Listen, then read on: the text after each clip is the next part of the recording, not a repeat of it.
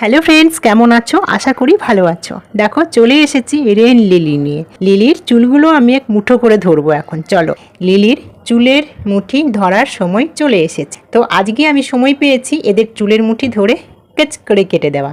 দেখো আমি কাটার নিয়েছি, এখন আমি সাইজ করে কেটে দিচ্ছি। এই লিলির চুলগুলো যদি না কাটি তাহলে কিন্তু এই লিলির আর তেজ দেখা যাবে না। যেই লিলির চুল কাটবো তার কদিন পরেই দেখবে লিলির তেজ কি, খুব সুন্দর ফুল চলে আসবে লিলির। কি বুঝতে পারছো না তো? তো দেখো এই যে লিলির যে বড় বড় পাতাগুলো আছে সেই পাতাগুলোকে আমি কেটে ফেলছি, কারণ সাধারণত রেন লিলি বৃষ্টি পড়লেই ফুল চলে আসে। তো এতটাই পাতা হয়ে গেছে এবং এই ঝুড়ির মধ্যে বসিয়েছি, প্লাস্টিক ঝুড়ির মধ্যে। রেন লিলি প্রচুর ঘন হয়ে গেছে, যার ফলে ফুলও আসতে দেরি হচ্ছে। বৃষ্টি তো হচ্ছে ঠিক, কিন্তু ফুল আর আসছে কোথায়, তাই না?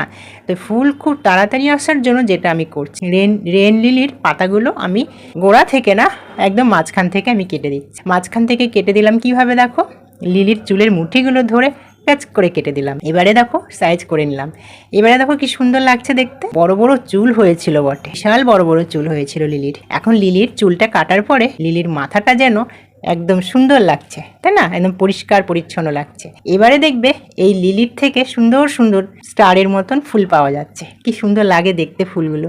রেন লিলি, বৃষ্টি হচ্ছে মাঝে মাঝে, তো ওই বৃষ্টির হলেই রেন লিলির দেখা মেলে অনেক জায়গায়। হলুদ কালারের হয়, রানী কালার হয়, সাদা রঙের হয়, খুব সুন্দর দেখতে লাগে। এখানে আমার আছে হলুদ এবং রানী কালারের, খুব সুন্দর লাগে যখন একসাথে ফোটে। তো বন্ধুরা, তোমরাও কিন্তু এরকম ওপরের পাতাগুলো কেটে ফেলে দিও, বাদ দিয়ে দিও, আর এরকমভাবে কেটে দিও। খুব ভালো লাগে কিন্তু, ঠিক আছে? কাটতে মায়া লাগলেও কিন্তু পরবর্তী সময়ে যখন ফুলটা পাবে তখন খুব সুন্দর মন ভরে যাবে।